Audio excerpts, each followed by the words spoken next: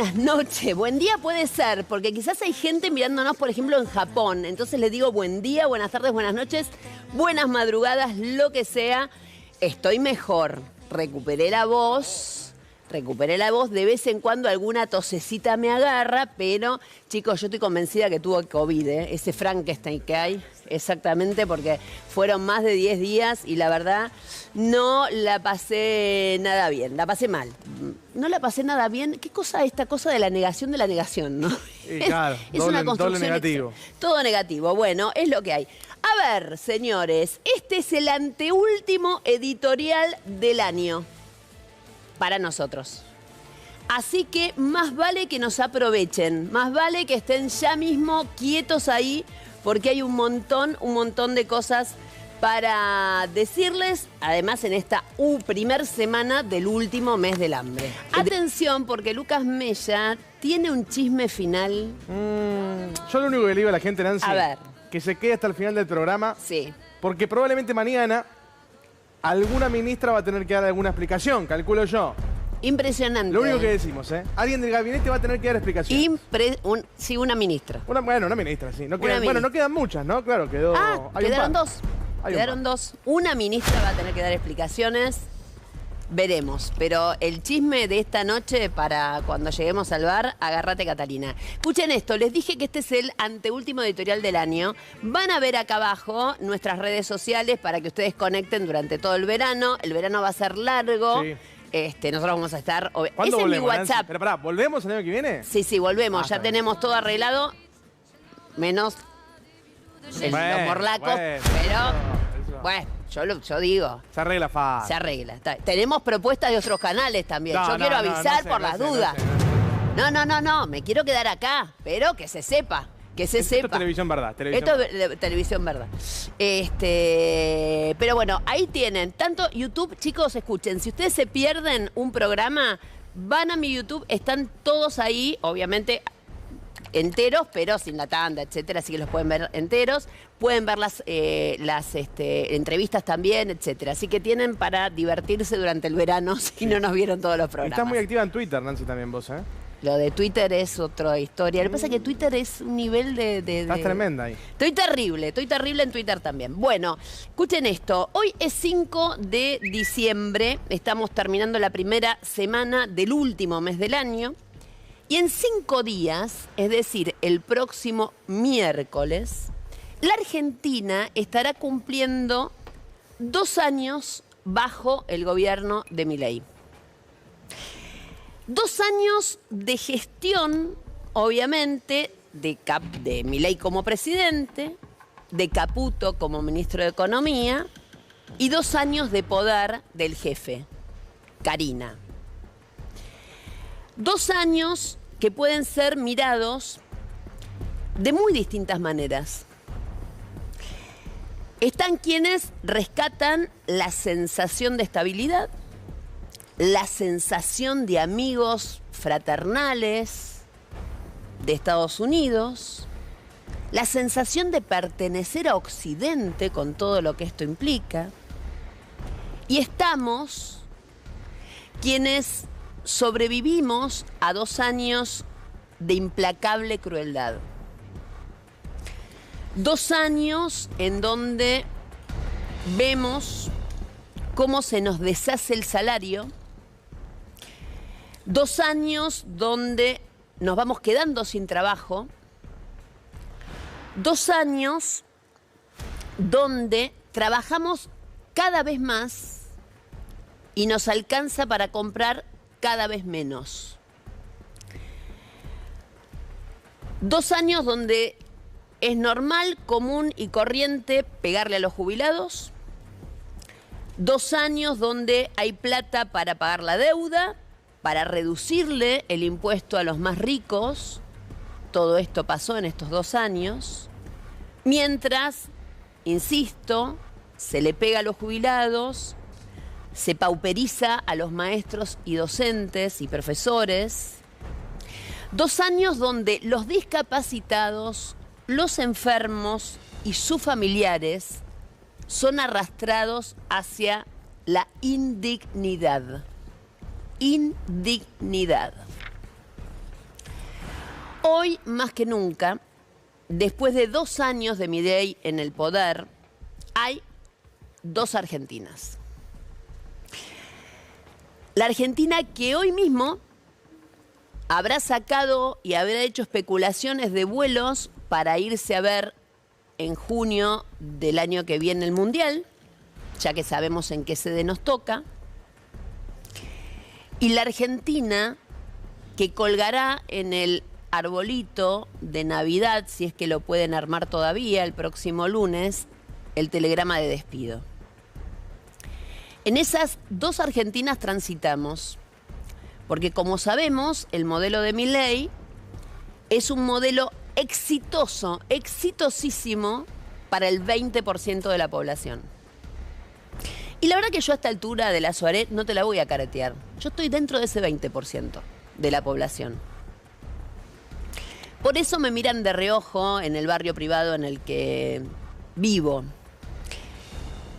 Pero como les confieso y les digo siempre, yo sigo mirando el mundo desde mi Villa Soldati natal o desde mi Pompeya en la adolescencia y desde todos los barrios obreros que hoy viven con miedo.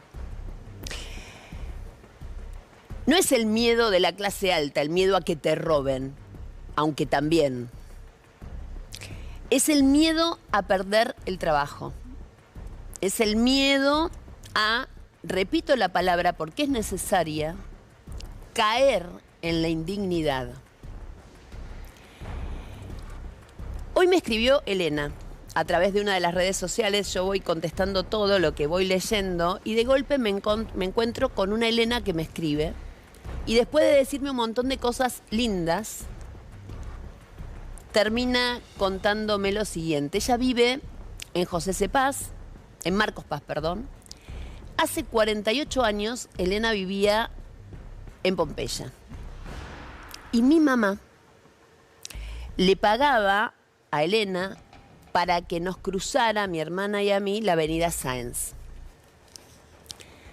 Obviamente para ir al colegio. Yo tenía 10 años. Mi hermana tenía 5.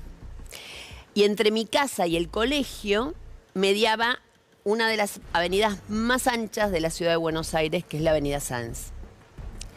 Mamá trabajaba a la mañana en el hospital de clínicas y a la tarde vendía ropa con 2 bolsones llenos que iba tocando timbre a conocidos y tratando de vender algo. Obviamente no le alcanzaba para pagar una niñera, pero sí le alcanzaba para darle una propina a Elena para que todos los días nos cruzara la avenida. Miren el mensaje de Elena, creo que está ahí, ¿no? Lo tenemos. Y ahí me dice, soy la que las cruzaba la avenida Sáenz. Divina Elena. Un beso grande a ella que nos está mirando. Y en tu nombre, Elena, a esas mujeres que como vos y como mi vieja, que ya no está acá, la pelearon desde abajo siendo jefas de hogar y bancando todas para llevar adelante una familia. Pero vuelvo al hoy. Y hoy el ministro de Economía, señores, hizo su paso de comedia. ¿Cuál es el paso de comedia de Caputo? Cada vez que está en problemas, Caputo aparece en la tele, en lo posible a la mañana y en lo posible en el programa de Antonio Laje. Él da largos reportajes para explicarnos que está todo color de rosa. Claro, Caputo tuvo que salir hoy porque ayer fue la propia vocera del Fondo Monetario, Juli Kozak, la que le salió a decir que la Argentina tiene que juntar reservas, que es algo que le viene diciendo desde Cavallo hasta los economistas liberales de la Argentina, Bessent. Todos los bancos extranjeros le dicen a Caputo que tiene que acumular reservas. Así que, hoy Caputo, ¿qué hizo? ¿Salió a acumular reservas? No, salió a ponernos otra zanahoria adelante. Miren. ¿Argentina mercado de deuda en forma inminente? Sí, es correcto. Estamos volviendo con un bono a 4 años a noviembre del 2029. Sí. Con un cupón del 6,5%. Y es un dato importantísimo. Le explico a la gente por qué.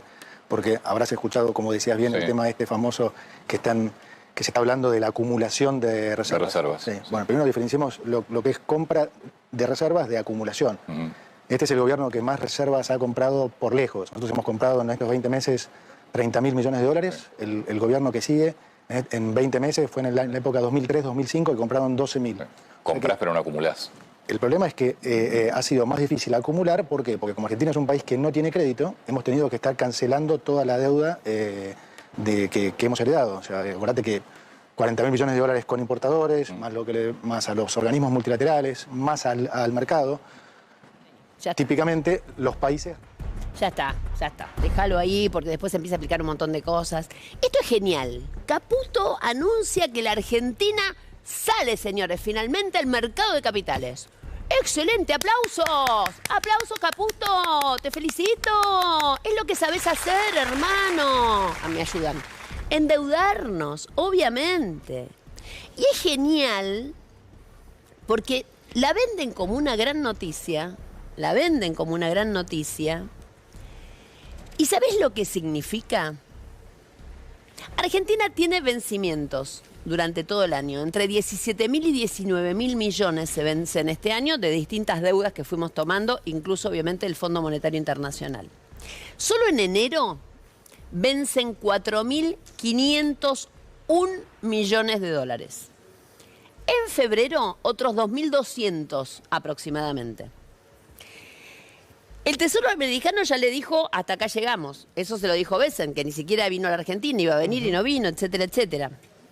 Milei no viajó, o iba a estar con... Bueno, en fin. Los famosos bancos, que le iban a prestar primero 20.000, después 5.000, ahora 2.000, 3.000, no sé, le están pidiendo garantías. La primera garantía que le piden es el oro. El famoso oro que no sabemos dónde mierda está, porque todavía nunca contestaron dónde está el famoso oro que sacaron del Banco Central. La otra garantía que le piden son literalmente las joyas de la abuela. Es decir, el fondo de garantía justamente del ANSES, la plata de los abuelos o de nosotros mismos cuando nos jubilemos. Caputo iba a hacer esto cuando el riesgo país, o sea, iba a salir al mercado de capitales cuando el riesgo país llegara a los 400 puntos o bajara de los 500 para conseguir una tasa acorde a lo que tienen los países de la región, 4 o 5% anual en dólares. Obviamente no llega a el famoso riesgo país que tenía Cristina, no logra perforar ni los 600 puntos. Entonces sale al mercado de capitales a pedir plata. ¿Para qué? Hay que ver quién le presta y a cuánto, porque él dice a 6,5, pero hay que ver dónde va a estar el corte, se va a saber recién el 10 de enero. Ahora bien, es mucho más barato pedirle a los organismos financieros internacionales, al propio Fondo Monetario. ¿Ustedes se acuerdan cuando fue Néstor Kirchner que dijo le pago cash al Fondo Monetario? Y salieron todos los economistas y los políticos como locos a decir, ¿por qué le paga al fondo si es la plata más barata? Y ahora mirá Caputo, necesita pedirle a los privados para devolverle, entre otras cosas, al fondo. La tasa del fondo mucho más barata, con lo cual lo que te están anunciando con bombos y platillos es una mierda para todos nosotros, porque vamos a pagar la plata muy cara. Lo que pasa es que Trump necesita que la Argentina desendeude al Fondo Monetario. Este es el gran tema. ¿Por qué? Porque recuerden que el Fondo Monetario nos sobreendeudó porque Trump le quiso dar una mano a Macri. Después le fue como el Tujes. Y ahora nos sobreendeudó de nuevo porque Trump le quiere dar una mano a Milei. Pero lo concreto es que el fondo tiene otros socios, de más está decir, y como la historia la escriben los que ganan, acá te estamos contando un poco del lado de los que pierden la historia.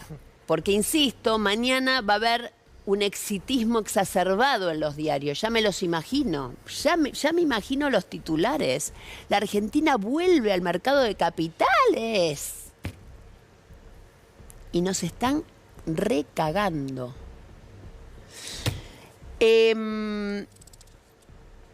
Ahora, ¿sabés qué? Vos y yo, que estamos viendo las cosas de una manera un poco diferente a la que parece que se ve, no estamos solos. Y quiero compartir con ustedes un estudio de los investigadores de MATE. MATE es Mirador de la Actualidad del Trabajo y de la Economía. Son un grupo de economistas que tienen una mirada social y son de la ciudad de Rosario. Vamos a analizar, de acuerdo a la cuenta que hace MATE, los 2 años del gobierno de Milei con cifras muy concretas. ¿Se acuerdan que Milei pedía 18 meses para llegar a la inflación cero? Bueno, la inflación, y esta es la primera medida que toma MATE, no se frenó. Claramente la inflación no se frenó.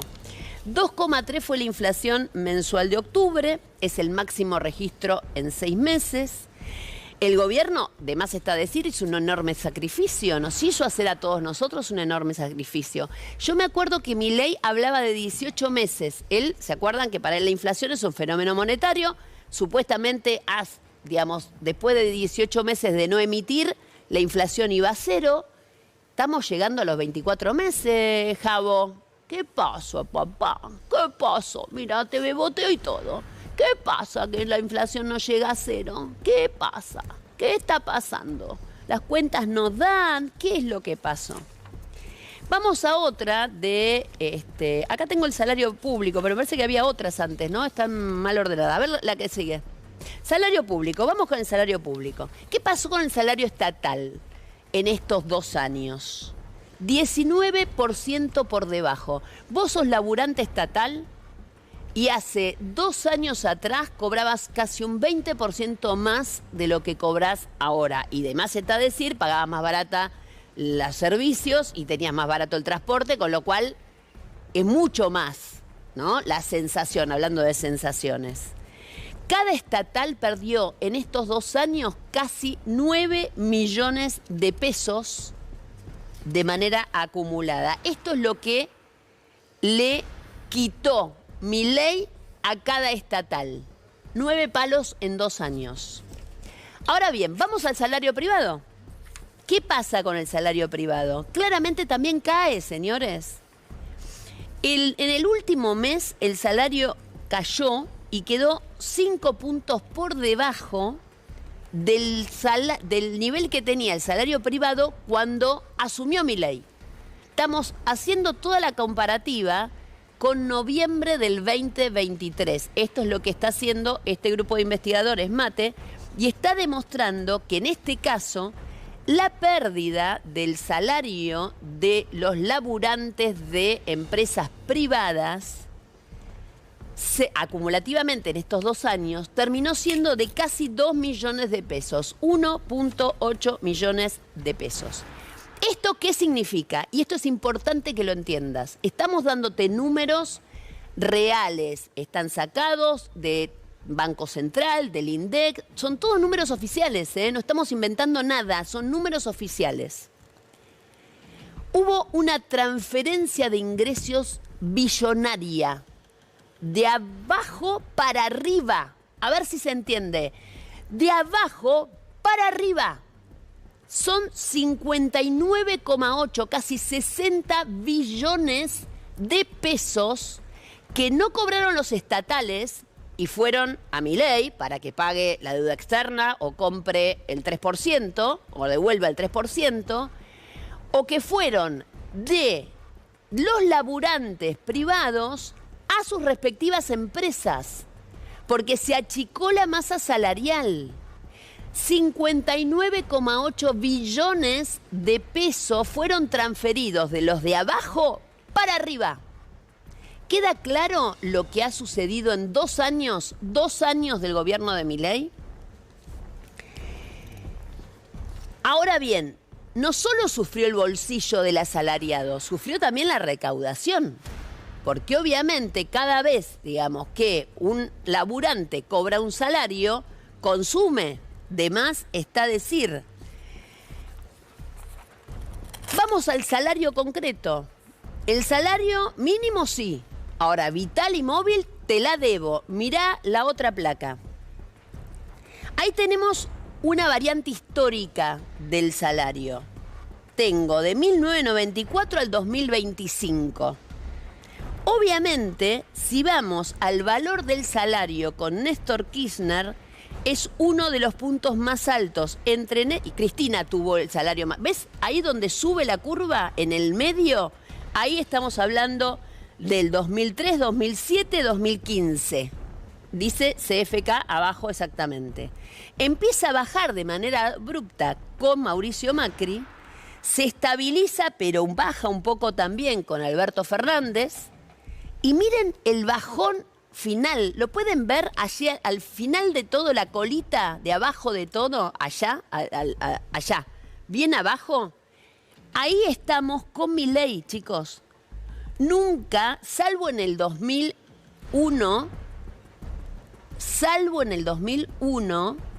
en el 2025 es uno de los niveles salariales más bajos de los últimos tiempos. Ahora bien, una economía, porque hablemos de economía, dejemos de hablar quizá de asalariados, ¿no? Porque quizás es una lectura un poco zurdita como soy yo. Hablemos de la economía como hablan ellos. Consumo de bienes esenciales. Consumo, vamos al consumo. El discurso oficial habla todo el tiempo de una franca recuperación del consumo. El consumo no solo continúa deprimido, sino que continúa cayendo en relación al año pasado, que fue horrible también.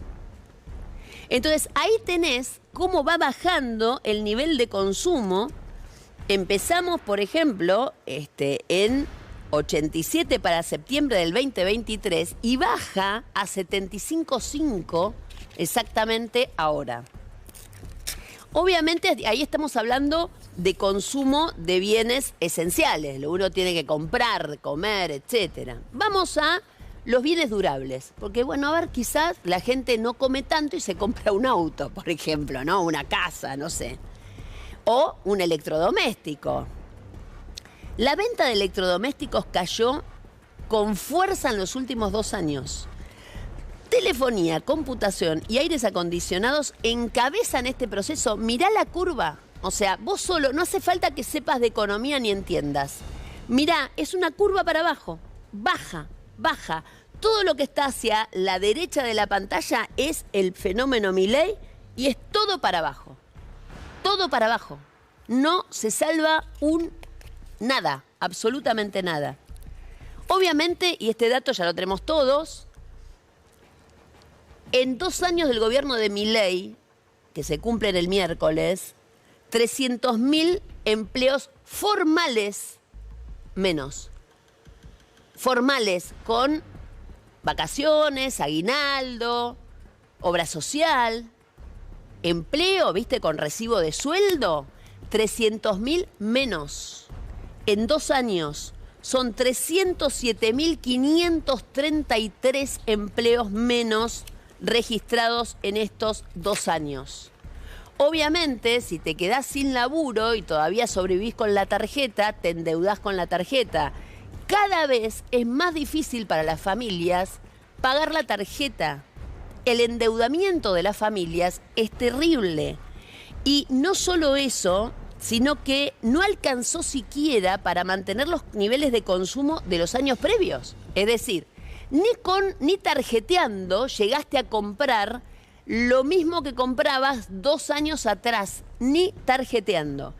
Los problemas de morosidad en los bancos están llegando a niveles letales, absolutamente letales, a tal punto que hubo un trimestre, este último trimestre, con pérdidas en los bancos, chicos.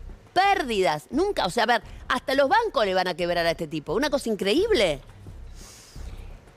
Obviamente hubo un récord, eso sí, hay que tenerlo en cuenta, no es todo malo. Hubo un récord, señores. ¿Qué récord tenemos en estos 2 años? Siguiente placa, por favor, señor director.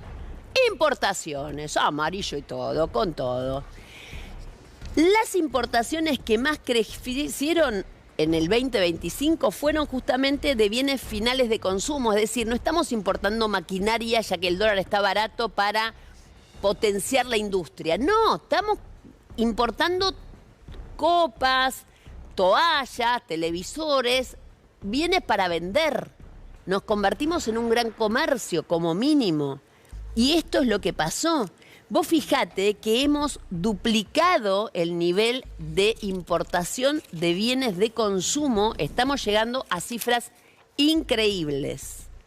Y te voy al número final, que este es un número bien de economistas. Pero quiero que me entiendas un minuto porque es importante que lo veas y lo entiendas. El modelo, tal como está, el modelo Milei-Caputo, Karina, no cierra si no es endeudándose. Por eso empezamos hablando del mercado de capitales, que salimos ahora, porque ya a alguien más hay que salir a pedirle. Vos fijate esto, 38.919, el número de la izquierda, son los dólares generados realmente por la economía real. Este número, ¿de dónde se desprende? Es la diferencia entre las exportaciones argentinas, carne, energía, todo lo que vendemos, y lo que importamos. Esa diferencia da 38.919 millones de dólares. Ahora bien, el número del medio, que es 55.813, es lo que se consume la economía financiera, la deuda, todo lo que debemos, más los intereses. Entonces, si nosotros formalmente podemos recuperar 38.900 palos y tenemos que pagar 55, esa diferencia alguien la tiene que poner. Antes de ayer Besen, la otra vez Trump, la otra vez el Fondo Monetario, ahora, con bombos y platillos, el mercado, señores, a un costo cada vez más alto. Entonces, tenemos un diferencial de 31.180 millones de dólares, que es con lo cual se engrosa, ni más ni menos, Caputo. Está claro que el modelo no cierra. Ahora vienen las extraordinarias, vienen las reformas de todo tipo. ¿La laboral la metieron al final? Sí. Metieron la laboral también, después lo vamos a charlar. Y todo el tiempo te dicen que este es el único modelo posible. Y posiblemente en este país, que está la oposición, que ahora vamos a hablar con un opositor acá que está ya sentado en nuestro sillón, un poquito más tarde, ya en un ratito. Ahora, quiero decirte algo. Es mentira que es el único modelo posible. Es mentira. Es mentira. Yo la tengo casi como una ídola, pero quiero que la escuchen a Claudia Sheinbaum, la presidenta de México, que esta semana además lo gastó un poquito a Milei porque dijo que ella había recaudado este año lo que Milei le tenía que pedir prestado a Trump. Pero dejemos de lado la chicana de la presidenta mexicana y escuchemos lo que dice y lo que cuenta ella sobre un gran pacto laboral en México. Parecido, casi igual al de la Argentina, ¿eh? Mira. Este año, para que tengan una idea, la recaudación adicional en 2025 es de cerca de 400,000 millones de pesos. ¿Saben cuánto pidió Argentina a Estados Unidos de préstamo? Ese monto, 20,000 millones. Este es donde lo cargaba a Milei. Pero vamos al otro, que es justamente cuando ella habla de reforma laboral. Vamos sobre eso. ¿No lo tenés? Ay, te mandé dos y bueno, no importa. Lo que ella cuenta es básicamente que esta semana acordaron empresas, sindicatos y gobiernos reducir en 3 años la jornada laboral a 40 horas.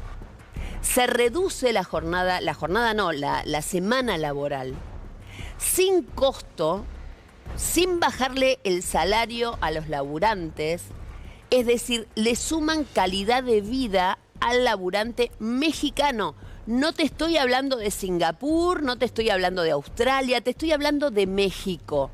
Te estoy hablando de un gobierno donde claramente se sienta con todos los actores de poder Y demuestra esto. Termino este momento con ustedes porque, claro, les hablaba de la oposición, ¿no? Acá en la Argentina. Y pasan cosas en la oposición.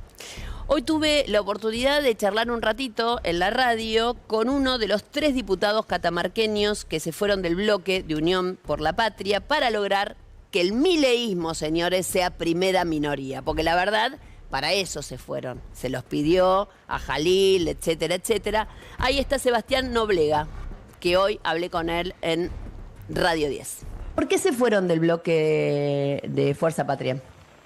Bueno, nosotros tomamos esta decisión en el marco del proyecto político que hoy gobierna la provincia. Esto tiene que ver mucho con las decisiones que se vienen tomando los distintos gobernadores y un bloque propio. O sea, te lo pidió el gobernador. ¿Vos sabés que la decisión que ustedes tomaron posibilitó que la primera minoría sea el mileísmo? Es decir, jugaron para Milei en esta. Ya sé que no se fueron el bloque de Milei, lo único que le faltaba, pero le jugaron a Milei para que él tenga hoy la primera minoría en la Cámara. Y es la primera vez en democracia que el peronismo o el radicalismo no es la primera minoría digamos, en la Cámara de Diputados. Eso tiene un peso. Una decisión estratégica de plantarnos en el medio con nuestro bloque, con el bloque de la provincia, pelear por los intereses de nuestra provincia. Pero es que ahí, perdóname, no estás en el medio. Esa digamos, una linda manera de vender lo que hicieron, pero no están en el medio. Ustedes traicionaron al peronismo. Yo no veo diferencia entre lo que hicieron ustedes y la famosa Banelco. ¿Te acordás, no? Porque sos joven, pero te debes acordar de la Banelco en épocas de la Rúa. Hay que ponerse también en la piel de un intendente, de un gobernador.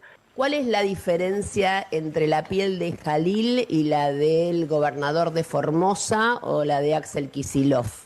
Es más cada finita, provincia tiene sus intereses, cada provincia hace sus gestiones, cada provincia tiene sus realidades. O sea, Jalil era más apretable. Lo mismo le pasa a Salta. Yo conozco Catamarca, obviamente no tanto como vos, de más está decir, pero he viajado bastante, conozco, me encanta la gente, etcétera. A mí me parece que la gente se los va a terminar echando en cara. Eso es lo que creo, porque la traición de alguna manera se paga. Y ustedes nosotros no hemos traicionado a nadie, nosotros hemos tomado una postura desde la provincia, esto ha sido consensuado en la provincia. Y pero no hay tercera posición. Vos me estás diciendo queremos estar en el medio. ¿En el medio de qué? Si este gobierno nos está haciendo mierda, ¿en el medio de qué te tenés que poner? Eso es lo que nosotros no entiendo. La verdad que nosotros hemos defendido fuertemente a los jubilados, hemos defendido fuertemente a los discapacitados, a los organismos que están acá funcionando. Y ahora le sacaste la posibilidad a toda esa gente de que tenga la primera minoría en el Congreso. Mire, no sacamos ninguna posibilidad, hay que debatir ley por ley, por eso precisamente uno de los temas más importantes que tenemos que discutir ahora es el presupuesto. Bueno, hay que reconocerle a Sebastián Noblega que contestó, ¿no? Obviamente los catamarqueños sabrán qué decir, pero realmente gracias a estos 3 diputados catamarqueños que se corrieron del bloque de Unión por la Patria, el mileísmo logró la primera minoría en la Cámara de Diputados. Una vergüenza. Voy a presentar a nuestro invitado de hoy. No sé qué tomará, todavía no le preguntamos, pero presentémoslo. Dale.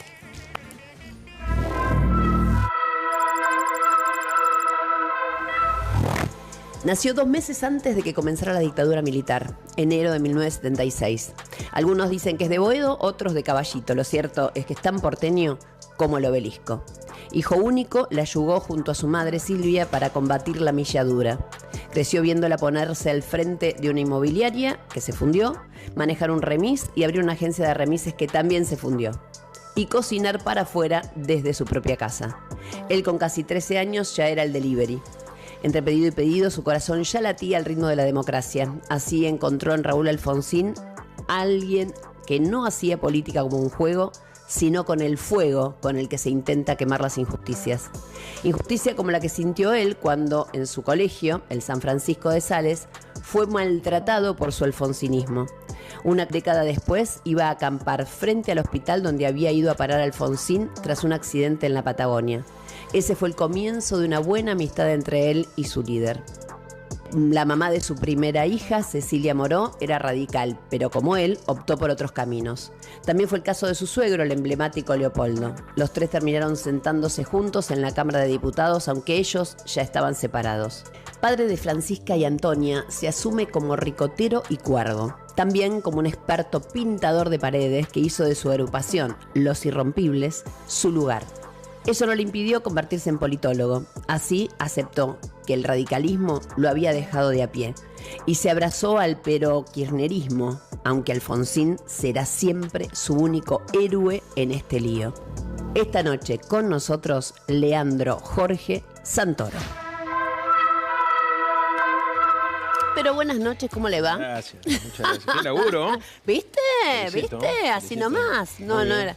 era. Bien presentado. No me equivoqué en nada, ¿no? Porque No, un par de no, por lo que veces me dijeron, Bien. no, pero yo tengo 3 hijos, no 2. Y No, bueno. no, está muy bien, está muy bien. Hoy cumpleaños Cecilia. Sí, la madre Así que mía. le mandamos un feliz cumpleaños. Exacto, o sea, igual. tu hija está con ella. Sí, exactamente. Obviamente. Bueno, ¿en qué momento del gobierno de Milei estamos?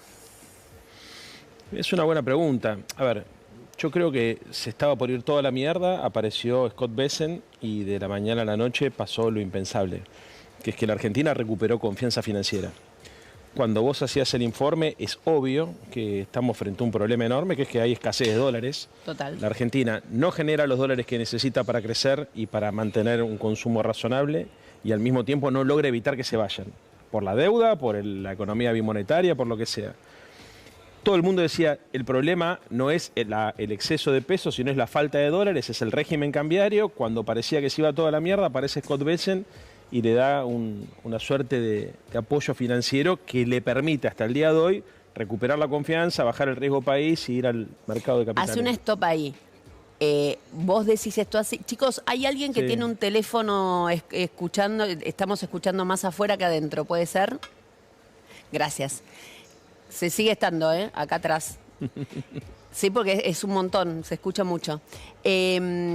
Vos decías entonces, esta es la manera que vos tenés de relatarlo, pero lo concreto, qué molesto, lo concreto es que ellos dicen que hasta ese momento lo que hubo fue riesgo Cuca y que después se paró el riesgo Cuca. O sea, lo No. cuentan al revés.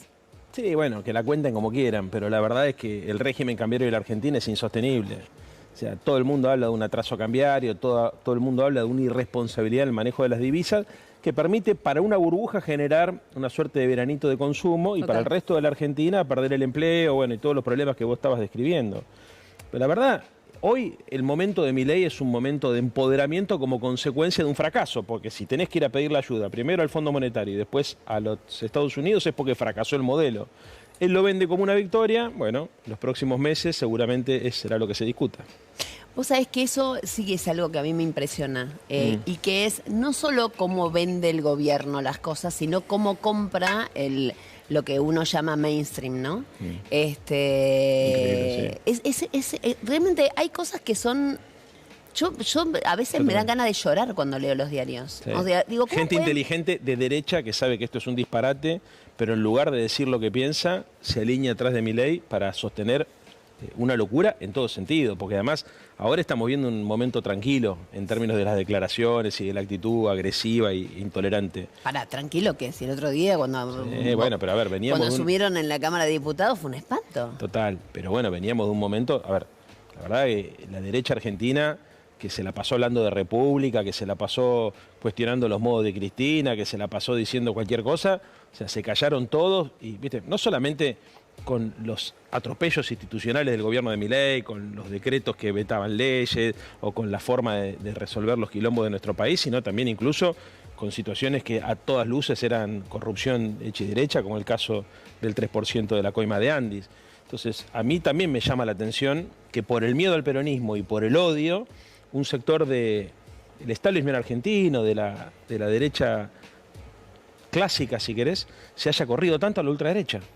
Porque este es el dato. O sea, creo que son pocos los periodistas y los líderes de opinión que tuvieron el coraje, más allá de que por ahí coinciden con buena parte de la línea argumental de Milei, de salir a decir que estábamos frente a un delirio. Son muy pocos. Igualmente, a mí hay algo que me llama la atención y que es todo el corrimiento, ¿no? Sí. Porque digo, el otro día lo hablaba hasta con colegas, el corrimiento es impresionante. Sí, o sí. sea, tengo una pregunta, a ver si tenés memoria. ¿Vos te acordás cuando eras radical y tu opositor era el peronismo? Era el menemismo. O sea, yo empecé a militar en el 89, pero a los pocos meses de que yo empecé a militar, Menem firmó el indulto a la Junta de Comandantes. Claro. Y después se alineó con Bunge y hizo un plan económico muy parecido a este que estamos viendo, incluso antes de la convertibilidad. Exactamente. O sea, para la gente que por ahí se le va la memoria, lo cierto es que el menemismo representó el Menem gana alineamiento, las elecciones para los más jóvenes. revolución productiva y salariazo, salariazo. y hace todo lo contrario. Y se se alinea va con para el otro. consenso de Washington, que era privatizaciones. Bueno, Exacto. incluso La derecha de ese momento, que además estaba mucho más acompañada, porque Sí. también esto hay que decirlo, o sea, la derecha de ese momento era toda una derecha globalizante, Claro. se acababan las fronteras en todo el mundo. se acababan las ideologías, se suponía en el fin de la historia. Había teóricos en el mundo que decían ya está, es democracia liberal y economía de mercado, no hay más nada que discutir. Bueno, ahora esto es mucho peor. Se caía el muro de Berlín y con una mala lectura se creyó que el muro de Berlín se cayó para un solo lado y el muro de Berlín se cayó para los dos. Sí. O sea, fueron dos sistemas que de alguna manera entraron en colapso. Obviamente el capitalismo triunfó, pero no este capitalismo. Lo loco de la historia es que la frustración de la gente está orientada hacia el sistema político, no hacia el sistema económico. Porque cuando vos le preguntás a cualquiera dónde está el quid de la cuestión o el origen de su disconformidad, te habla de un estado de bienestar fallido o un estado fallido o de críticas hacia la democracia. Pero nadie habla del capitalismo, nadie habla del sistema económico. Y yo creo que eso es un punto para analizar, porque en realidad lo que entra en crisis es el paradigma de la posguerra. Después de la Segunda Guerra Mundial, cuando el mundo se encontró frente al Holocausto, frente a la posibilidad del avance del comunismo estalinista y frente a una democracia que era muy, muy frágil y muy formal, bueno, se empezó a dar un consenso alrededor de la idea de la distribución del ingreso, de fortalecer el mercado interno, de garantizar la justicia social, etcétera. ¿Qué es lo que da origen a la Declaración Universal de los Derechos del Hombre? Exacto. Vos me decías, Alfonsín, ¿por qué decide Alfonsín asumir el 10 de diciembre? Porque era el Día Internacional de los Derechos Humanos. Exactamente. Y cuando hablamos de derechos humanos no hablamos solamente de la imposibilidad de que el Estado te secuestre y te torture y te mate, sino también hablamos de los derechos humanos de segunda y de tercera generación, derechos sociales, al trabajo, a la vivienda, a la inclusión social, derechos ambientales, los derechos de tercera generación.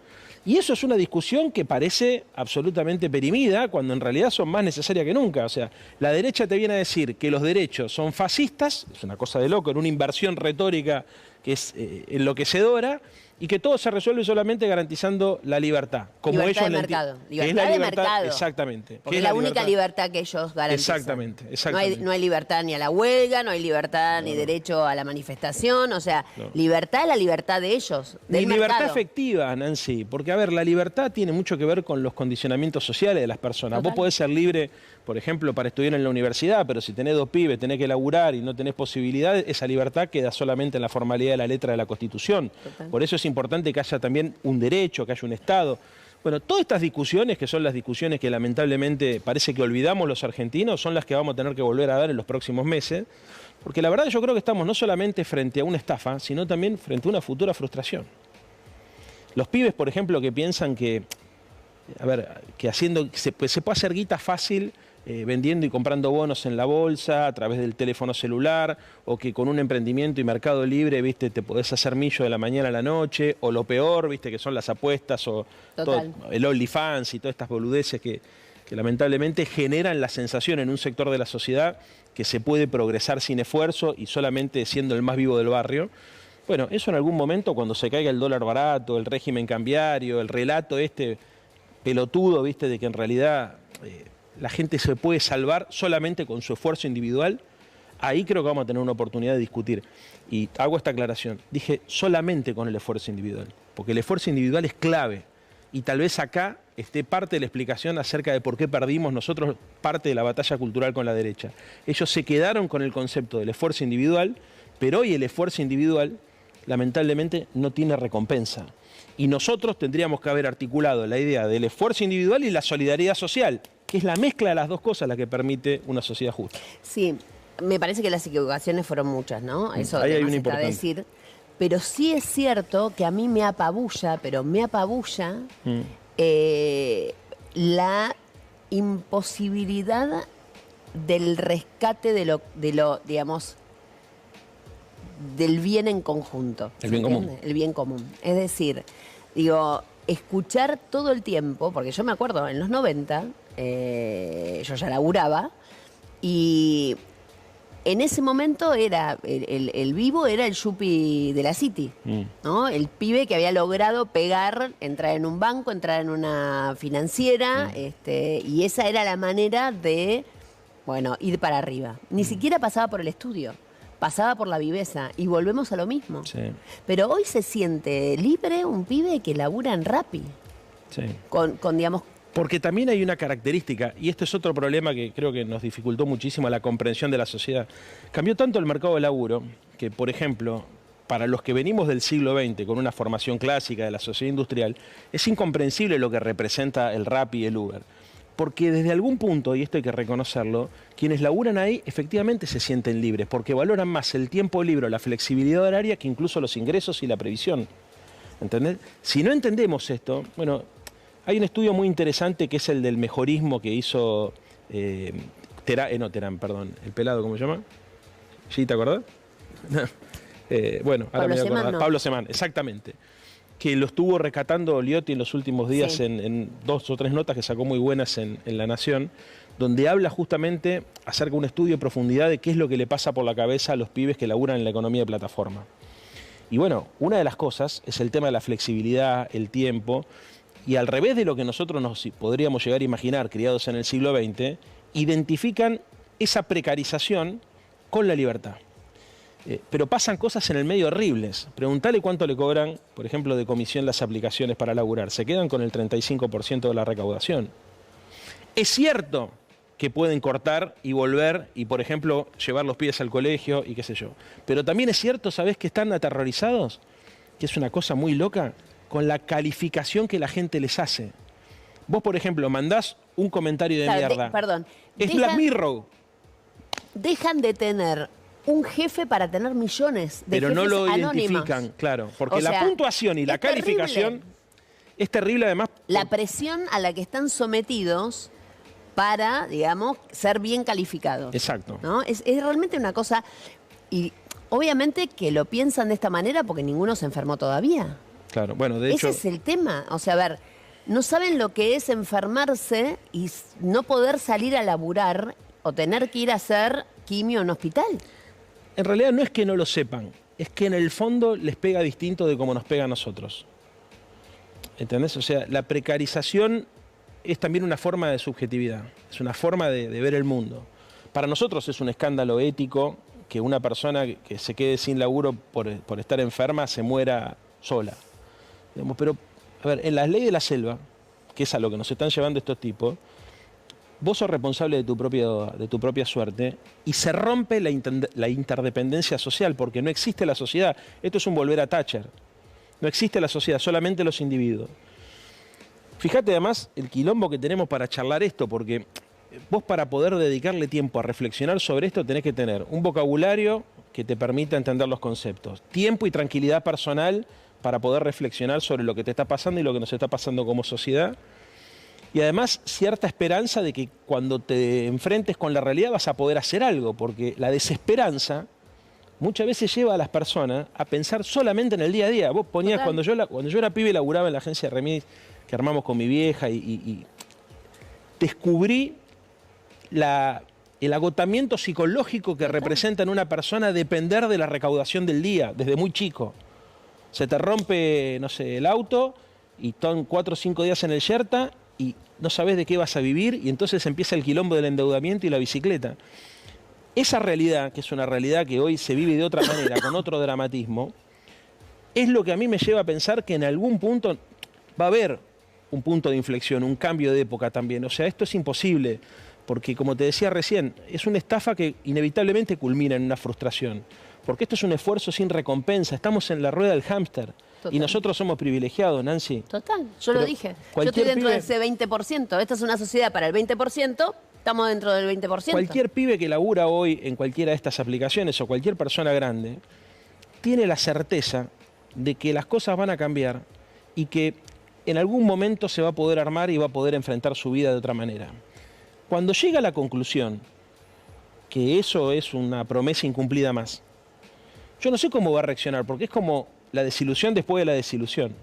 ¿Entendés? Vos pensás que para cualquier tipo que está laburando, que aparezca el presidente de los Estados Unidos y diga que él es amigo del presidente argentino, que lo va a bancar, nosotros veíamos en eso un acto de entrega de soberanía, pero cualquier persona normal que no está todo el tiempo pensando en esto y que no está politizada como estamos politizados nosotros. Está bueno que, ¿pero qué te parece? Está bueno que Trump nos tenga en consideración. Y Milei hace algo que hacía mucho tiempo que no se hacía en política argentina. Promete. Nadie prometía nada.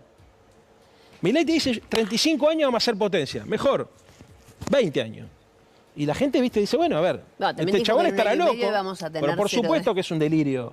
Y por eso te hablo yo de la... A mí, el estado de ánimo que me caracteriza hoy, en este aspecto, no en el aspecto personal, es la tristeza. ¿Y sí?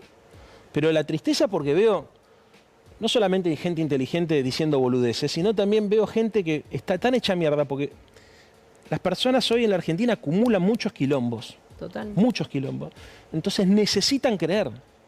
Pero vos lo ves a Milei, a Caputo, a Sturzenegger, a toda la banda. ¿Te das cuenta de los negocios financieros que hay atrás? ¿Cómo están viendo para habilitar otros negocios vinculados a las energías, viste? O a los recursos naturales? Quieren vender, digo, ahora están vendiendo los trenes, la única línea, digamos, más superavitaria que es Belgrano Cargas. De Belgrano. ¿Entendés? O sea, todo es un horror. También es cierto que la gente evidentemente por algo votó como votó. Y ahí viene la segunda parte. Dale. Primero igual te quiero llevar una cosa más romántica. Dale. Porque también por una cuestión de, digamos así, de archivo, te escuché hablando de Boedo. Ah, está bueno. Mira. Soy Boedo. Es el barrio en el que me crié. Es mi familia, son mis amigos, es mi historia. De todo, lo primero siempre fue en Boedo. Mi primer beso, mi primera cerveza y mi primer laburo. Es como que camino por las calles y tengo 7 y estoy con mi vieja yendo al cole. Y después tengo 15 y estoy yendo a ver al ciclón. Y más tarde tengo 18 y es de noche y estoy debajo de una guirnalda del carnaval bailando murga. Boedo y murga para mí es la misma palabra. Siempre me fascinó esa mezcla de gente rara que llegaba a la murga. El gusto está en la variedad, decía mi abuelo. Y créeme que así era. La vieja, el borracho, los nenes dando vuelta tirando espuma, las parejas que se forman y rompían hasta el año que viene. Todos están en Boedo, todos están en mí.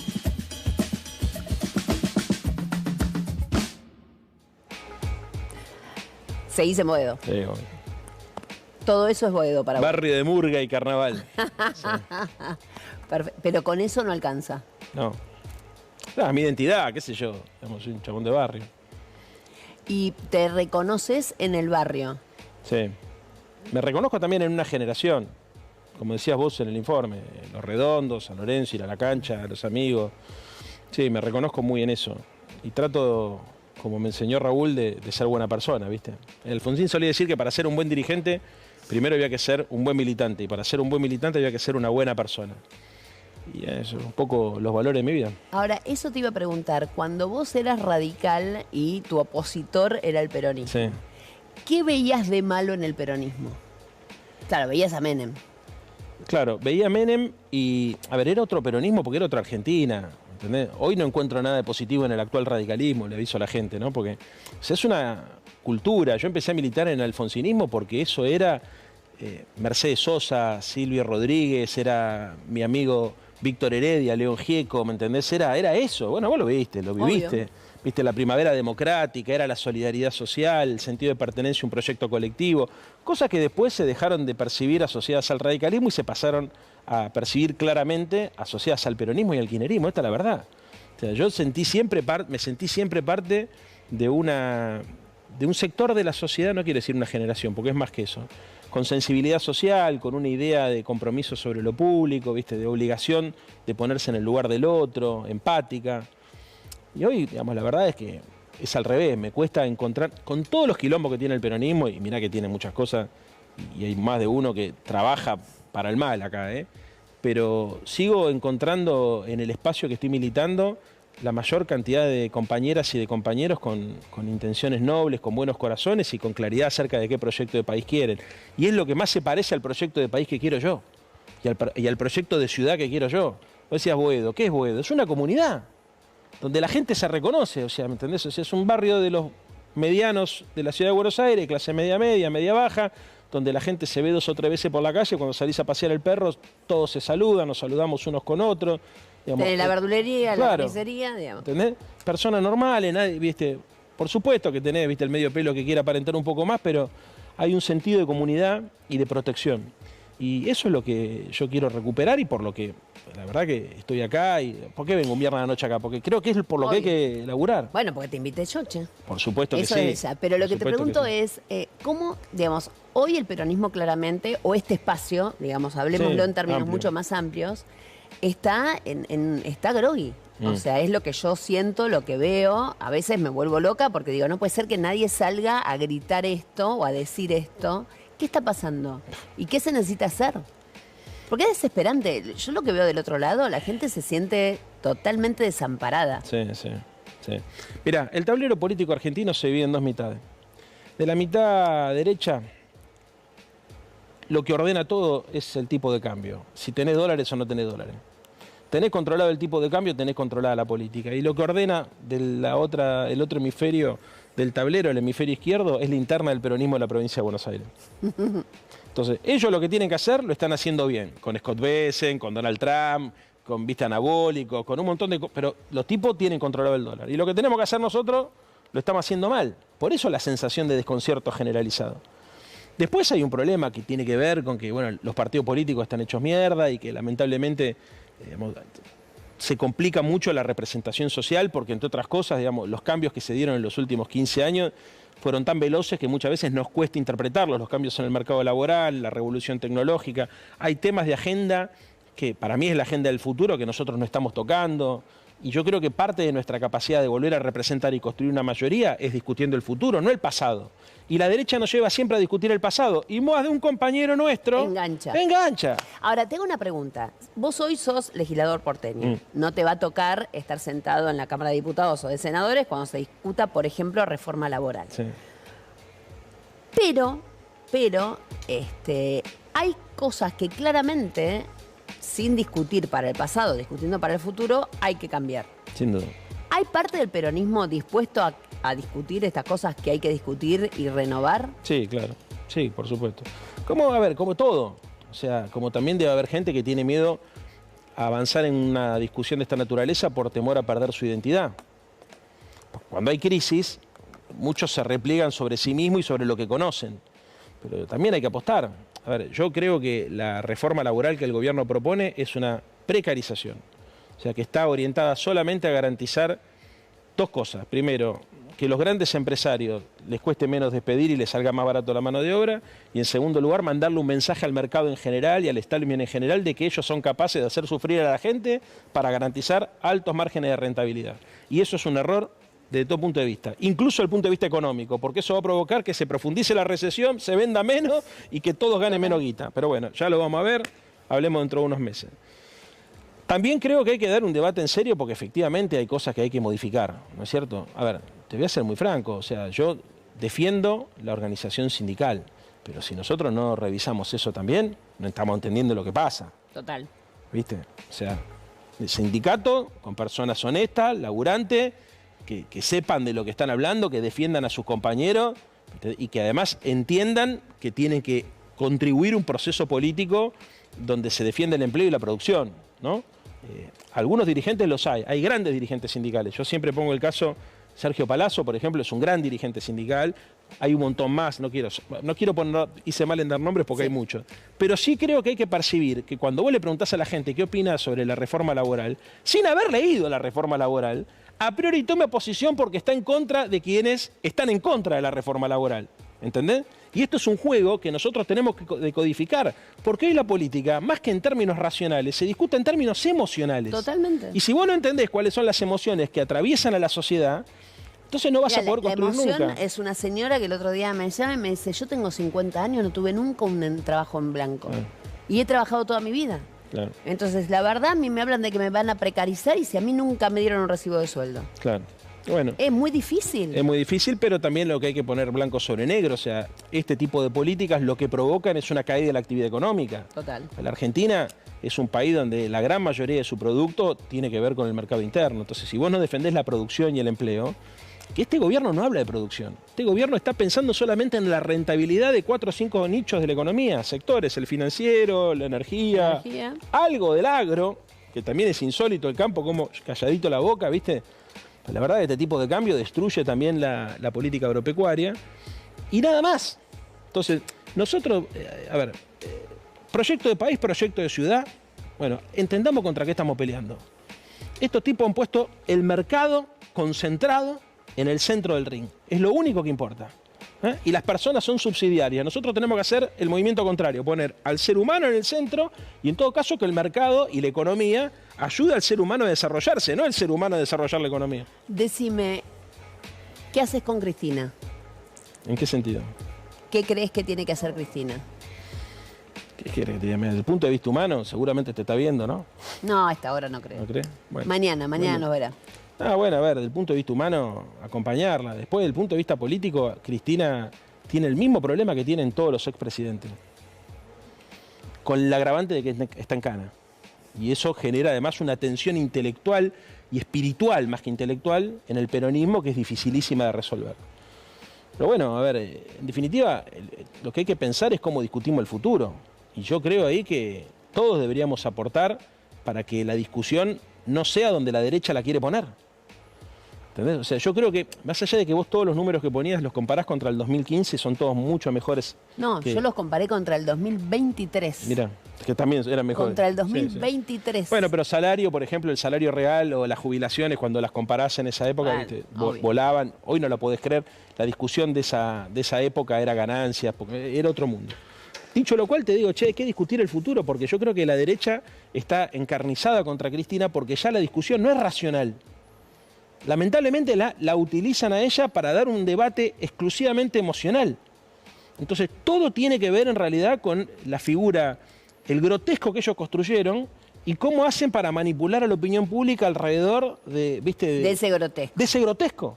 Y nosotros, en lugar de ser inteligentes y tener una agenda de futuro y discutir sobre los problemas concretos, muchas veces caemos en el error, creo yo, por falta de inteligencia y de herramientas intelectuales, de darle el gusto a la derecha y de caer en la trampa que ellos nos ponen. Esta semana me pasó una cosa increíble. Hay una nota de Van der Koy del martes, miércoles, viste que ahora también escriben en la semana los columnistas políticos, en donde empieza diciendo que el gobierno está con problemas en la economía real y que estos días había tapado todo con el tema de la AFA, ¿no? Y el presidente de la AFA, qué sé yo. Y yo me mataba de la risa, porque eso es lo que hizo Clarín todos estos días. Sí. Digo, toda la vida. Claro, entonces fue impresionante, ¿me entendés? Yo digo, pero... O sea, hay momentos en que la Argentina se vuelve absolutamente irracional. Sí. Y aquellos que nos gusta pensar un poco, no sé dónde estoy viviendo. No sé dónde estoy viviendo. La posverdad. O sea, no hace falta ser coherente para tener notoriedad pública. Es más, tal vez mientras más coherentes son, menos notoriedad pública tenés. Seguramente. Todo es un delirio, ¿entendés? O sea, no bueno, me gusta a mí tampoco. No te vayas, pero quiero, ahora nos vamos a ir un ratito allá con Lucas y vamos a tomar algo más. Vos ya estás tomando un whiskycito que no viene nada mal. Pero quiero mostrarles algo, porque obviamente este programa, este sillón tiene muchísimos años. Este programa tiene además un archivo inédito. Y esta noche nos toca ni más ni menos que Eduardo Menem. Mirá qué pasaba con Eduardo Menem en los 90 sentadito en este mismo sillón. Archivo inédito. ¿Caballo es poco peronista a su criterio? El doctor Cavallo no viene del peronismo, él se incorporó a este gobierno sin ser del partido, ¿no? En ese sentido, el presidente mostró una apertura importante, casualmente por eso pudo conseguir los resultados que logró, porque no hizo, digamos, no se sectorizó ni sectarizó, abrió las puertas para que todos los que quisieran colaborar con el gobierno lo hicieran. Y usted recordará que incorporó hombres como Miguel Roy, como Rapanelli, en la primera etapa del programa económico. Pero digo, y el ministro filosóficamente- Cavallo no venía, pero desde luego que si está en el gobierno es porque comparte la filosofía del gobierno. Si no, no estaría. O sea, Cavallo no implementó su plan, sino que implementó otro plan y ese plan... El programa de él, porque el programa económico de este gobierno no viene de la época de Cavallo, viene de antes. Usted recordará las medidas que se empezaron a tomar antes en materia de liberación de precios, de liberación del tipo de cambio, de desregulaciones, las privatizaciones, la ley de reforma del Estado, la ley de emergencia económica, esas se sancionaron antes de Cavallo. O sea, no es que Cavallo vino e impuso su plan. Cavallo continuó en la etapa que le correspondió con una idea económica, con un programa económico que ya venía siendo implementado de antes por decisión del presidente. Es decir, Que que él le incorporó, desde luego, muchas cosas importantes porque repito, es un brillante economista. El tema de la convertibilidad fue incorporado en la época de él y muchas otras.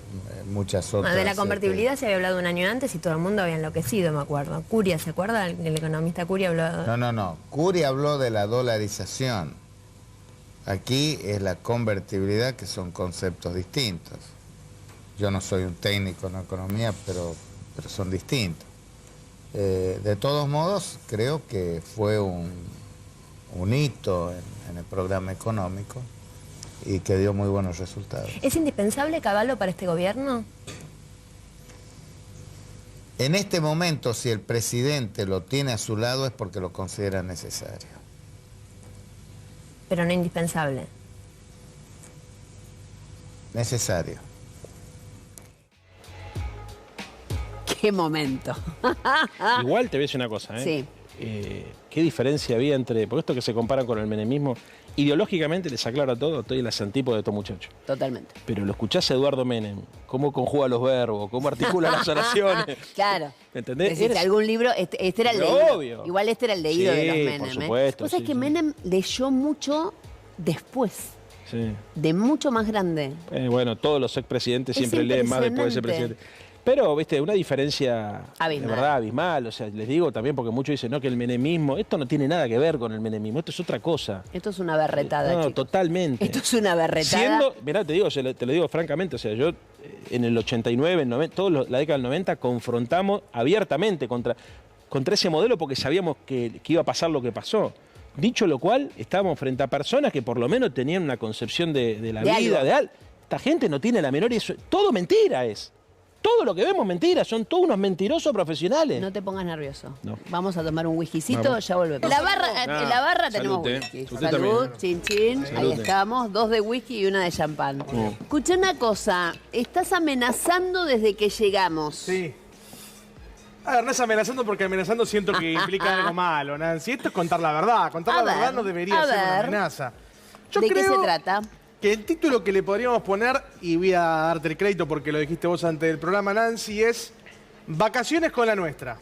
Vacaciones con la nuestra. Este sería el Mirá título. vos. Vacaciones con la Nuestra bueno. sería el título. Yo te voy a dar unos destinos y quiero que me digas qué te parecen, porque se viene el verano, uno tiene ganas de tomarse vacaciones y hay algunos lugares del mundo que están lindos, la verdad, para Cariló. visitar.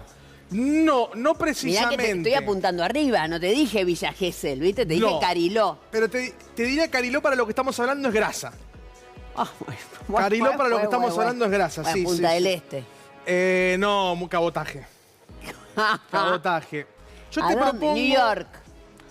Miami. No, eso tampoco, Nancy, no. Lugares más... Vos pensás más para arriba. Sos ministra de la Nación. Sí. Tenés que tomarte vacaciones. Sí. No querés poner un manguito, decís, ¿qué puedo hacer Me invento un viajecito. para inventarme un viajecito? Sí, sí. Yo te propongo Abu Dhabi. No. Yo te Es un propongo Arabia Saudita. Abu Dhabi este fin de semana para vemos la carrera Ves la de carrera de la Fórmula Fórmula 1, Sí. exactamente. Yo te propongo Riyadh. Yo te propongo Arabia Singapur. Saudita, Singapur, pero ¿de qué me estás hablando? Lugares para gente bien, Nancy, lugares para gente bien. A ver. 2 de estos 3 destinos Sí, ya fueron visitados por la ministra. por esta ministra, que técnicamente no tenía nada que hacer en ese lugar, pero le inventaron alguna reunión para decir, bueno, algo tenemos que hacer, ¿no? Le dibujamos. Pero es todo muy, muy Asia. Bueno, Muy, hay como una especie ¿no? de triángulo ahí medio entre Medio Oriente, Sudeste Asiático. Ahora un dando señor vueltas. que hay que ir a ver por esos Hay lares. varios señores por ahí. Hay muchos señores. Muchos señores de mucha plata. Pero no decimos, Sí. esa parte no te la puedo asegurar. No.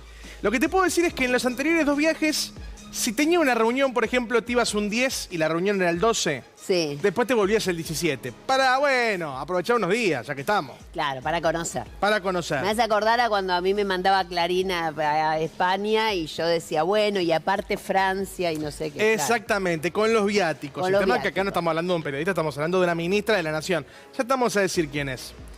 Y ahora se viene fin de año, se viene Año Nuevo. Sí, obvio. Tengo entendido que en Singapur Año Nuevo es Para arriba. vuela. No sabes lo que es Singapur Año Nuevo, unos fuegos artificiales, claro, una plata No tengo la menor idea. espectacular. Y tal vez esta persona tenía un par de reuniones, te diría 2 de enero, 3 de enero, Bueno. 5 de enero. Se va el primero. Se podría Llega ir, el sí, 2. o vuela, viste, más barato, vuela el 31 en la 31 noche. de la noche para así nos hace ahorrar plata. Tenés claro, razón. debe ser Pasa eso. fin de año arriba del avión. ¿Sabes que sí? No. No. Dijo, yo me quiero pasar Año Nuevo. Entonces, ¿por qué no me voy el 27 y A no Singapur. vuelvo a Singapur? Y Para una reunión que tiene el 2. El 2, el 3 y el 5. 2, 3 bueno, y 2, 5 de 3 y enero. 5, un montón. Y ya que estoy en Singapur, me quedo hasta el 11. Al 11, ¿qué va a hacer? Y para... pero Nancy, 14 días, del 27 de Escuchame. diciembre al 11 de enero. Pero para, se mandó una flor de vacación. Ella tiene una reunión el 2. El 2, el Y 3. otra el 3 y otra el 5. Exactamente. Perfecto. Yo el 11 cumpleaños que traiga algo. Que traiga algo. Bueno, lo que vos quieras te puede traer, totales con la nuestra. Ministra. Escucha, dijo, bueno, para cumplir 2 semanas. El tema es que no son 2 semanas de vacaciones. No. Son 2 semanas de viaje Estatal. estatal protocolar. Protocolar y con plata. Bueno, si te parece, conozcamos ¿Quién a es? quién es la ministra ¿Quién es la que se va con que la hace nuestra? vacaciones con la nuestra. Mirá. Vacaciones fin de año. ¡Uy, Sandrita! ¡Sandrita! ¡Petovelo! Sandra Pero Petovelo. escúchame, ¿no es la ministra de los pobres? Es la ministra que tendría que administrar, ¿no? Lamentablemente lo Sí. que pasa con la gente de menos recursos. Pero tiene ganas de irse a Singapur, no conoce. A Singapur tiene unas ¿Y ya reuniones estuvo en Abu Dhabi? en Abu Dhabi y en Riyadh, en Arabia Y Saudita. en los dos lugares muchos días. En ambos lugares con agendas dudosas, por lo menos. Te digo más. Qué berreta. que- Yo Asadito, te digo algo. corderito, todo. Las reuniones que tiene están vinculadas al tema educativo, ¿viste? Que proponen ahora la reforma educacional, también educativa en la Argentina a nivel nacional, quieren derogar la ley de educación federal y tiene un par de reuniones por eso. Pero 3 días de 14 me parece un poco mucho. Es un poco mucho, Sandrita. Anda pensándolo mejor. Tal vez se baja ahora. Peiná un después de esto, poco. ¿no? Vamos a Peiná ver. un poco el viaje, mi amor. Que no se te note tanto. ¿O no? ¿Qué va a hacer? Hay que dejarlo. ¿Qué va a hacer? Son nuevos en esto, entonces. Sí, aparte, el año pasado se quedaron acá. ¿Sabés lo que le habrán sufrido? Vos claro. viste que ahora habilitaron, ¿eh? Eso, justamente. Habilitaron todo. Esto tiene una... si Está bien, querés- pero si fuera en vacaciones... Toto Caputo, vacaciones en Buenos Aires. Ah, no, Sí. creo que se fue No, igual, ¿no? acordate cuando estaba con la pose, ¿te acuerdas? Por Estaba eso. en la pose, en la playa, cuando se prendió el fuego la Ajá. Argentina. No, pero lo que te digo es, claro, hace 10 días habilitaron que ahora se pueden ir de vacaciones a cualquier lado. Yo creo que esto medio que lo agilizaron porque... Pero si esta se lo que va- no quiere es pagarle las vacaciones, mi Y amor. pero, bueno, Porque se arma el viajecito. es caro ¿entendés? Singapur, Nancy. Y el pasaje ni te cuento. Yo sabes que me voy a poner una reunión el 15 de junio en Sí. Estados Unidos. Yo también. Sí, me voy a poner un Yo creo que y Dallas. sí, No, y no, no. vuelvo el 15 de julio. Me parece que hago un par de reuniones en Estados Unidos, México y Canadá. Hacemos directamente Hay muchas todo. cosas ahí, ¿no? El año que viene. Igual nos salió bárbaro el sorteo del Mundial. Hay que Sí, decir. salió Hay que bien. decir, Estamos salió bien, estamos bien, La sí. verdad no tenemos nada Pero que bueno, decir. seguro que el presidente tendrá reuniones, ¿no? En Estados Unidos. el año que Seguramente. viene. ¿Dónde vamos a jugar? Nosotros en Kansas, puede cambiar mañana. Kansas. Pero ¿Por qué puede Kansas cambiar City, mañana? porque dieron un día más para ver si, porque hay algunos países que van a llevar mucha gente. Sí. Tengamos en cuenta que Argentina probablemente lleve mucha Pero gente igual como nos toca lleva. para aquel lado. Kansas City, Missouri, es una ciudad chiquitita del interior de Estados Unidos, en el centro Sí, de sí, Estados sí, Unidos. Y nos tocaría Dallas también, Dallas y Kansas City. El interior de Estados Unidos, esto es la de Estados Unidos de verdad, vamos a conocer si los que vayan, la verdad que van a ver otra Estados Unidos. Claro, ¿no? además Directamente. nos toca, estábamos esperando. Igual después si ganamos... nos Podemos ir toca- a Miami, sí, podemos ir a Miami. ¡Miami! Miami, Aquí querido, estamos. que es lo que tenemos Un todo. poquito de Bueno, playa. se vienen las extraordinarias. ¿Ya están de vacaciones o no? La legislatura. Sí, yo, hoy fue mi último día como diputado nacional. Claro. Hice las cajas, las llevamos, estamos llevando para la legislatura. Ah, tuviste que hacerla. ¿Y qué hiciste? ¿Devolviste la llave Claro. o se lo diste ya a otro diputado? No, se lo tenés que dar a la presidencia y todo. Así Se devuelve todo. Eso sí. fue un escándalo. Pero pasa siempre, tampoco. A ver, nada Nada todo nuevo. bien, nada nuevo. Y te fuiste a la legislatura. Sí. Es hermoso el edificio de la legislatura. Muy lindo. Es hermoso, realmente hermoso. Muy lindo, muy lindo. Ahora, lo concreto es que empieza, digamos, la Sí, sesión periodo extraordinario de diciembre. Tenemos el tuit de Adorni de hace un rato para poder leer la lista de proyectos. Hizo el anuncio. Exactamente. Hoy Ahí lo teníamos de tenés- primicia esto nosotros, pero bueno, Adorni Sí, nos exactamente. primerió. Nos primerió. Presupuesto 2026, lo lógico que tiene que tratarse. Obvio. Por fin tendremos presupuesto en la Argentina después de mucho tiempo. Inocencia fiscal. Esto es increíble, ¿no? Este título es buenísimo, Sí. boludo. Inocencia. Inocencia. No tienen pero ni el- Impunidad fiscal. Impunidad fiscal, claro. Básicamente, el pago de impuestos es voluntario en Argentina, ¿no? A partir Sí, de ahora. es una porque sugerencia. Es una sugerencia. Si no, de última, Si usted quiere, esa voluntad acá, ¿eh? Inocencia fiscal es lo más, boludo. A la Es gorra. genial. Compromiso nacional para la estabilidad fiscal y monetaria. Esto es lo que ya venía insistiendo con no poder gastar más de lo que se tiene, bla, bla, bla. Históricamente el gobierno viene diciendo que la quería lanzar, ahora sí la presentará en el Congreso. Modernización laboral, esto es la reforma. También la reforma del Código Penal, esto lo viene amagando hace tiempo. Recuerden cuando lo presentaron en la cárcel de Seiza con Expert sentado al lado del guardia cárcel, ¿no? Anticipando un poco Era lo que para va a él, pasar. Era para él el código. Exactamente. Y esto es terrible, ¿eh? La adecuación del régimen de presupuestos mínimos para la preservación de los glaciares y del ambiente periglaciar. Esto tiene que ver con poder explotar los recursos naturales que están debajo de los glaciares o en la zona de los glaciares, lo que obviamente destruye el medio ambiente, hace un desastre por todos lados, pero hay varios gobernadores que están contentos con esto y Pero son esto parte es de... en realidad la famosa del tema. ¿Te acordás cuando Lilita decía Vienen vamos por por el- el sí, agua, vienen por el agua, vienen sí. por el agua, vienen por el agua? Bueno, ahí Sí, está. Eso había. Obvio. Realmente muy fuerte esto porque Porque vos atenta fíjate que contra- la ley de glaciares en realidad implica también el manejo del agua. Sí, y tiene que ver también con lo que planteaba Leandro más temprano de otros tiempos. La ley de glaciares se sancionó en el 2010, Eso en la no me misma dijo. semana que se sancionaba la ley del matrimonio igualitario. Ah, Digo, imagínate que era otra Argentina completamente, se discutían otro tipo de cosas, ¿no? Digo, se votó en diputados para terminar de aprobar, o en el Senado, mejor dicho, Total. matrimonio igualitario y también ley de glaciares al mismo tiempo. Claramente eran proyectos de avance, ¿no? En un país, ahora estamos justamente Toño, estoy en yendo la en lo tele, contrario. ya te Pero no es llamo. el único proceso de extraordinarias. Perdón. Porque van a llamar en febrero de vuelta. Esto es, diciembre, este paquete de leyes, si salen, salen, si no veremos, pero en febrero tienen la intención de volverlo a hacer con algunos otros proyectos que tienen en carpeta, básicamente los colaterales, como es la reforma de la Obvio. educación, la derogación de la Ley de Educación Nacional. No sé si estabas acá cuando yo pasé la entrevista con el diputado catamarqueño. sí, la vi. Es realmente terrible lo que está pasando. ¿Y qué vas a hacer? ¿Qué crees que te diga? A ver, la gente de alguna manera también validó esto, porque yo lo que vi los últimos 2 años en el Congreso no lo vimos nunca. Nunca. Nunca. El presidente diciéndole a los argentinos, muchacho, gobernador que no me acompaña, le fundo la provincia. Y lo echaron al jefe de gabinete porque fue el que filtró eso, con lo cual confirmaron que esa amenaza era cierta y no pasó nada. Entonces, sin ánimo de defender a nadie, también te digo, tenés que estar con la responsabilidad de pagar sueldo, pagar aguinaldo, con un tipo que te dice, donde no haces lo que yo te digo, te Te fundo rompo la el culo. provincia, y con una sociedad que no respondió frente a eso. Sí. Nancy, eso es la verdad, ¿viste? Porque en cualquier otro momento histórico hubiese sido un escándalo también. El tipo dijo eso y siga la molina. Sigue el baile. Señores, el próximo viernes es el último programa de ¿Quién este viene? año. ¿Quién viene? Sorpresa. Nunca anunciamos quién viene ni Perfecto. nada por el estilo, pero va a ser realmente un programa hermosísimo, así que te quedás con nuestras redes sociales, nos podés encontrar, obviamente, próximo viernes, 9:30 de la noche, te esperamos acá en C5N para tirar la casa por la ventana. Leandro, muchas gracias. Gracias.